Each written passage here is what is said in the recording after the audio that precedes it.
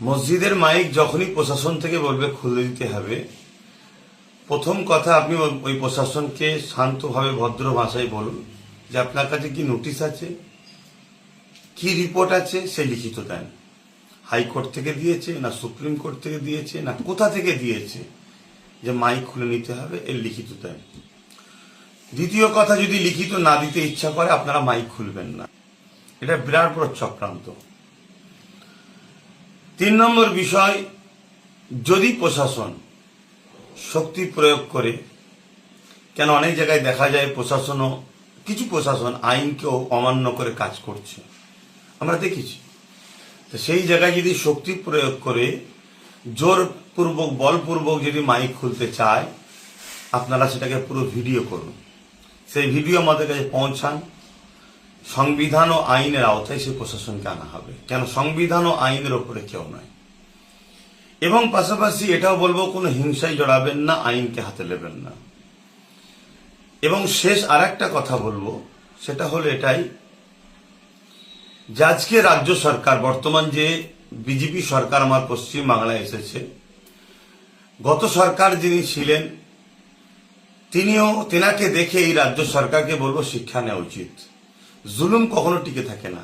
জুলুম যদি করেন তাহলে 5টা বছর দেখতে দেখতে কেটে যাবে, দ্বিতীয়বার আপনাকে ঘুরে আর আসতে হবে বলে মনে হচ্ছে না। তাই রাজ্য সরকার সে তার ব্যর্থতাকে ঢাকার জন্য সে বলেছিল গ্যাসের দাম কমিয়ে দেবো, 400 কোটি টাকা করে না 450 করে দেব।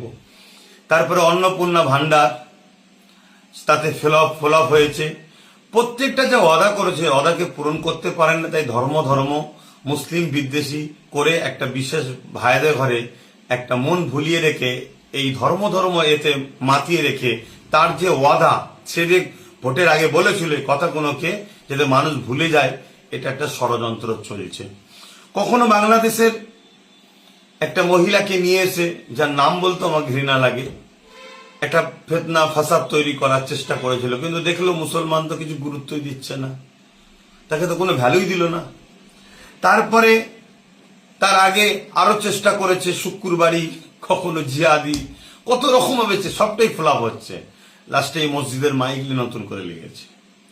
আমি এই জায়গায় একটাই কথা বলবো, আমার জাতিকে, আমার সমাজকে, সর্বধর্মের মানুষকে, যারা সংবিধান প্রেমী মানুষ, আসুন আমরা ভোটটা বা সরকারটা, রাজ্যটা, দেশটাকে এমন এক ব্যক্তিদের হাতে দিই যারা দেশকে, দেশবাসীকে দেশবাসী হিসাবে দেখবে, ধর্ম দেখে দেখবে না, ধর্ম যার যার হৃদয়ে। তাহলে আজকে এই জায়গাতে আমার কাছে মেসেজটা আসলো, আমি আপনাদেরকে এতটুকুই বার্তা আবার দিচ্ছি, মাইক কেউ খুলবেন না।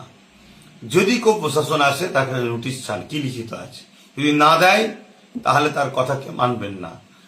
এবং লিখিত যদি দেয় সেটাকেও আমাদের কাছে পাঠান। লিখিত দিলেই যে সঙ্গে সঙ্গে তার রিয়াকশন করতে হবে, খুলে দিতে হবে, এমনটা নয়। কোর্ট আছে, সংবিধান রাইট দিয়েছে, কারো ধর্মের স্থানে ওপরে বা কারো ধর্মীয় কাজে আঘাত দেওয়া যাবে না, এটা দেশের সংবিধান। অতএব লাউড স্পিকার বাজাতে এবং তার সিস্টেম, দেশের সংবিধান যেটা দিয়েছে সেটাকে আমরা মান্যতা দিয়ে চলবো, তাতে কোনো অসুবিধে নাই।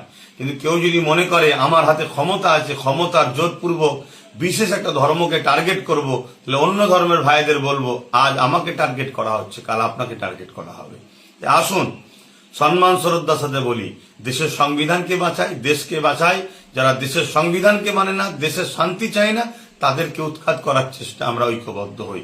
সুস্থ থাকেন, ভালো থাকেন, ভারতবর্ষ জিন্দাবাদ।